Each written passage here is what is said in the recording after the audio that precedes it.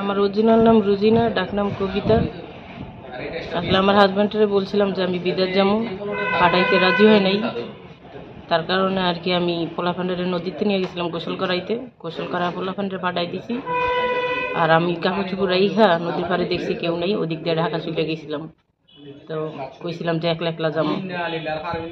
তো এইদিকে যে এত কিছু হইয়া যাইব আমি বুঝতে পারি নাই, আমার ভুল হয়ে গেছে, সবাই আমার মাফ করিয়ে দিয়ে। বিদেশ যেতে চাইছিলাম, তার কারণে না বলে চলে গেছিলাম ঢাকা। আর আপনি যেভাবে গেছেন নদীর পাড়ে, যে কাপড় রাইখা, হ্যাঁ, ভিজা কাপড় পরে গেছেন, এটা মানে কেউ কি দেখছিল বা কি? কখন গেছিলেন আপনি? গেছিলাম তখন 3টা প্রায় বাজে। হুম। নদীর পাড়ে আরো মানুষ ছিল, তো ওনারা আমার খেয়াল করছে কিনা জানি না।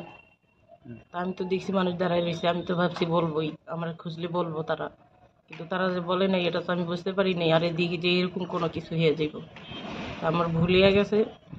আপনারা যেটা দেখছেন আমার মাফ করে দিন, আমি ভুল করছি, আর কোনো সময় এরকম ভুল হইব না। আমি সবার কাছে ক্ষমা চাই।